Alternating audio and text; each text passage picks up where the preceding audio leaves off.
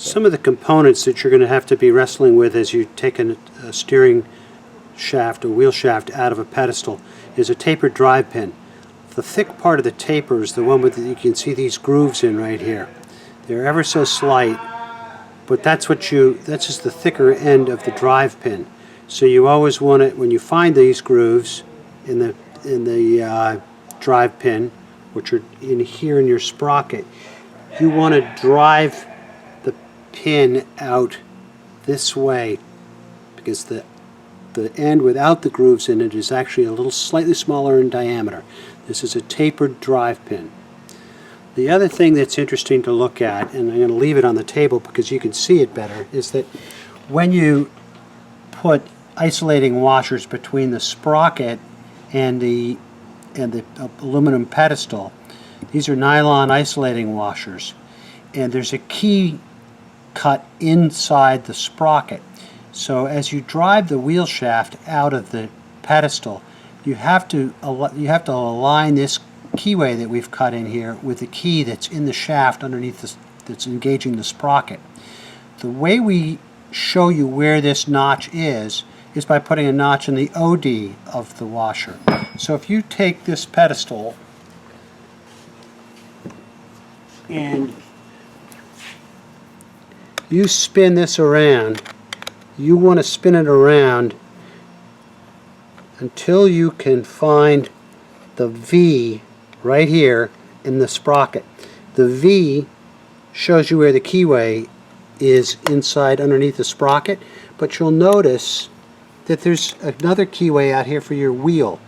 These are completely in line.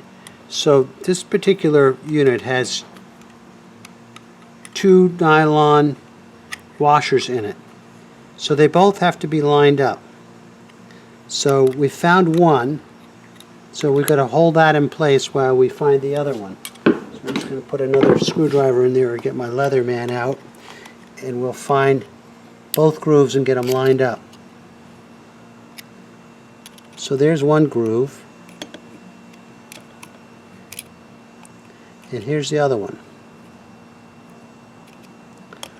So those grooves are now lined up with the V.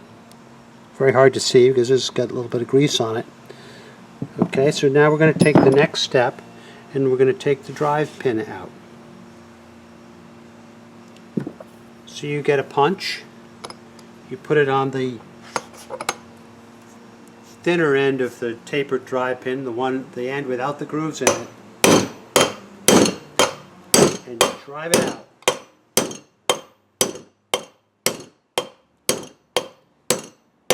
You got to remember that you always want to put a rag underneath the sprocket before you start doing this, so that your drive pin doesn't go to the bottom of the cockpit sole at the base of the pedestal.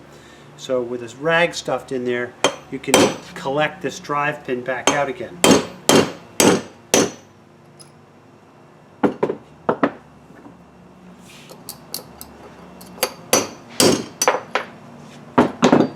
So now we have the drive pin out,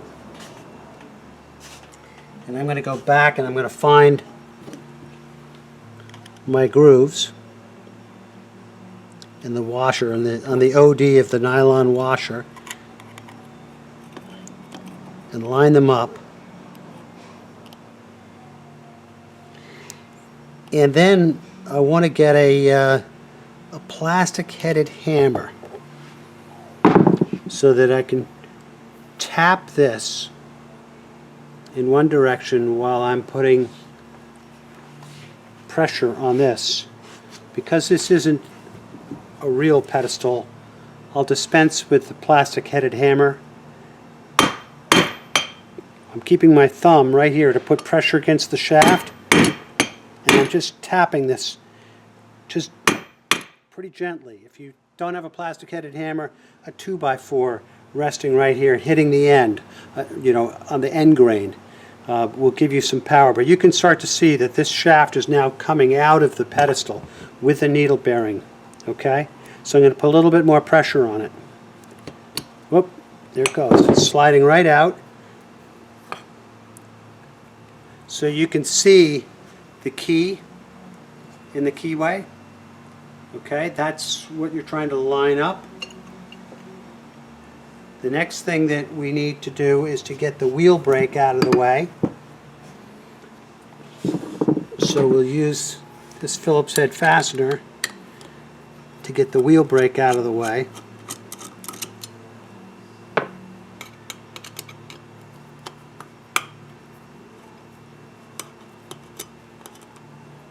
Do a little speed spin on the smaller part, increase your revolutions.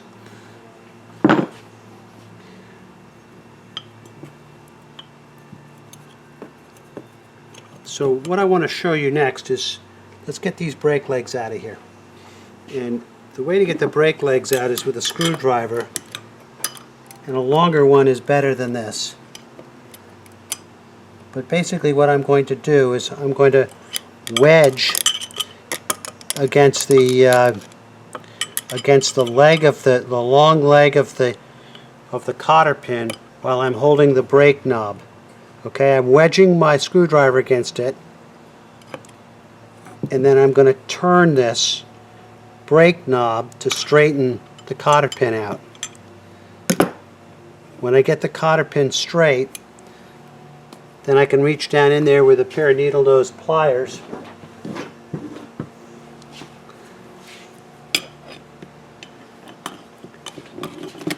and get the cotter pin out. And so out comes the cotter pin. So the next step is to very carefully, you unscrew the brake knob while you're holding on to this first brake leg, which would be on the port side of the steering pedestal. So you're going to unthread the brake leg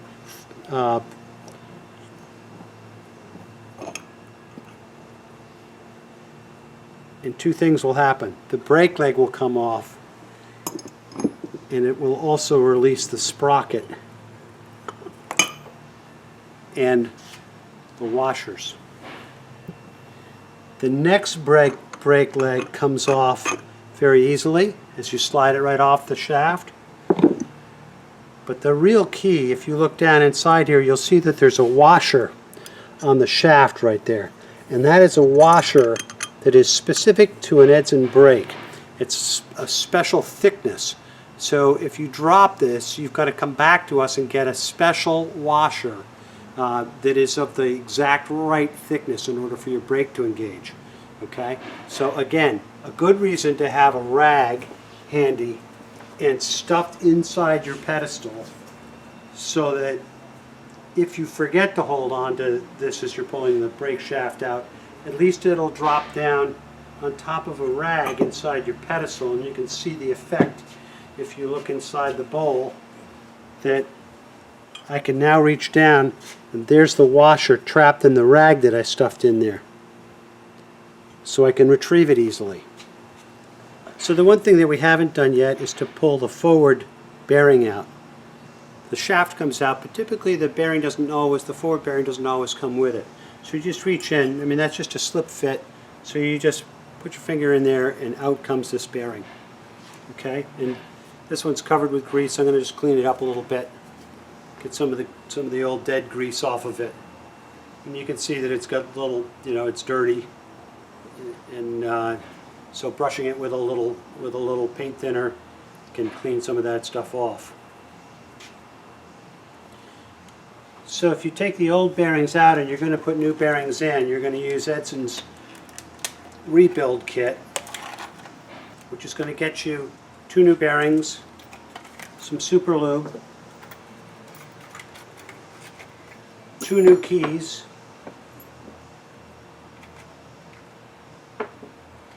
a new drive pin,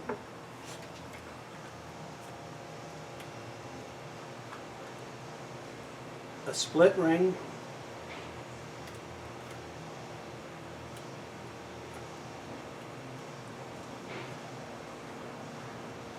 two new washers, and a key.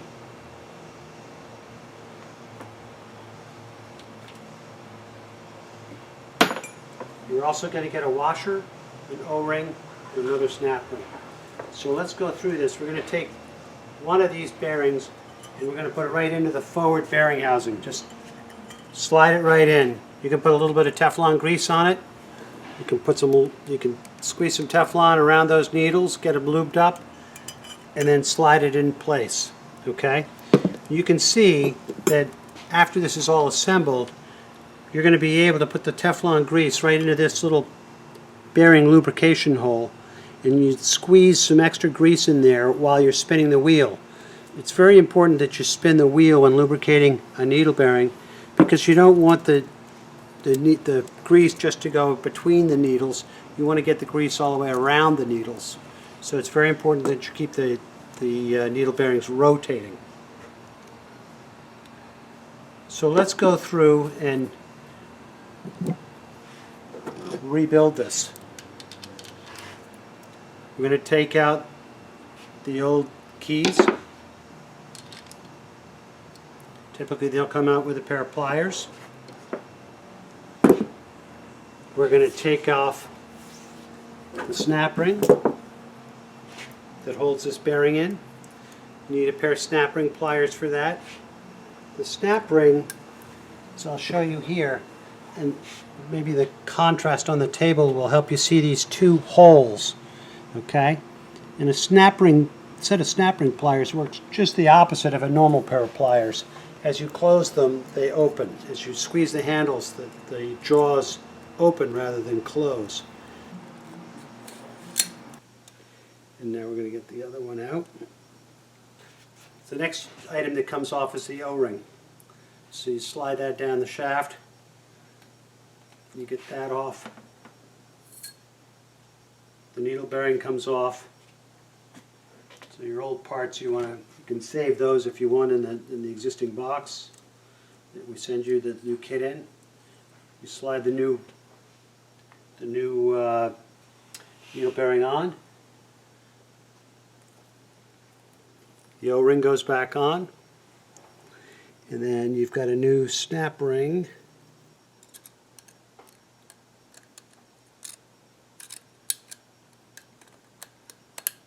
So you open up that snap ring.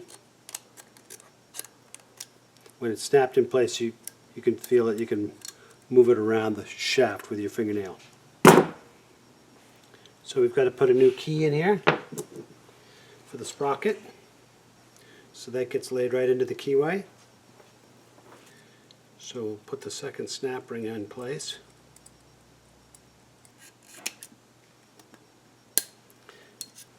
With that in place, we are ready to reassemble. So we're going to, with the key in, we're going to put the shaft into the pedestal.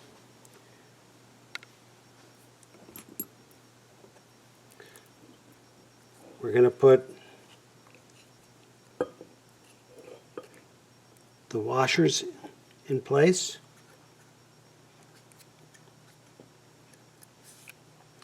Two on the forward side. I like to put those on and then drop the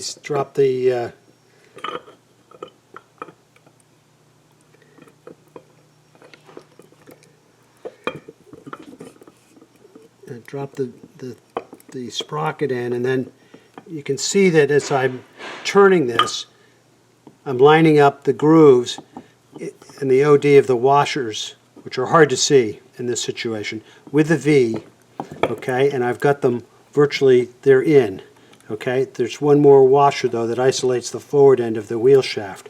So you slide that in, and then you jam the wheel shaft right up and into the forward bearing. Then you take your new drive pin and you put the thin end, non-grooved end in first, okay, and you go to your hammer, get the grease off your hands so your hammer doesn't go flying.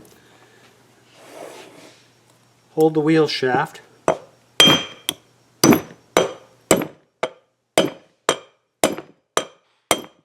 it down as far as you can by eye without a punch, and finish it right off with a punch.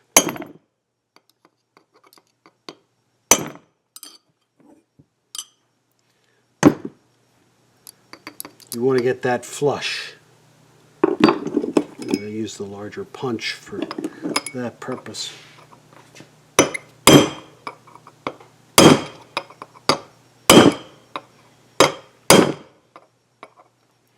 There you go. So now the drive pin's in, the wheel shaft is secure. Now it's time to put the brake back together. So you take your brake shaft and you put it in just a little bit. Then you go to the washer, the brake washer. This special little washer right here. Put it between your fingers. Again, a rag inside the pedestal. You get your washer on. Then your next leg that goes on is the leg without threads in this hole. That's the first leg that goes on. So you tilt it in there and you slide your brake leg, your brake shaft through it, and then you get the other brake leg and you hold that down, and the second brake leg has threads in it. Okay? So you take your brake knob and you thread it on. Now the next interesting step in this whole process is putting the new cotter pin in. So you take the cotter pin that goes in the end of the brake shaft, so that it prevents you from unscrewing the brake all the way out and dropping your brake legs down into the pedestal. And basically what you're going to do is you're going to position that into the hole at the end of the shaft. And sometimes it's easier if you screw that shaft in all the way. So now you've got the brake cotter pin in. And so that's in place. Okay? Now what you want to do is you maneuver that cotter pin so that this long leg of the cotter pin is sticking forward. And so what I'm going to do here, and I want to reorient that a little bit. So I've got the tip of the screwdriver against the long leg of the cotter pin. And how do I bend that cotter pin over? I hold the screwdriver tight against that long leg, and I use the brake shaft to turn it. Now all of a sudden I've got the screwdriver between the legs of that cotter pin, so I can literally wrap it right around the wheel shaft. We'll put the brake back together so the brake plate goes on.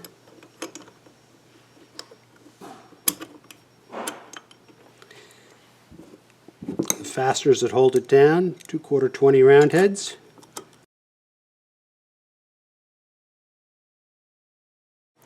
So now we're back together again. We're all back together with, a rebuilt Edson pedestal head.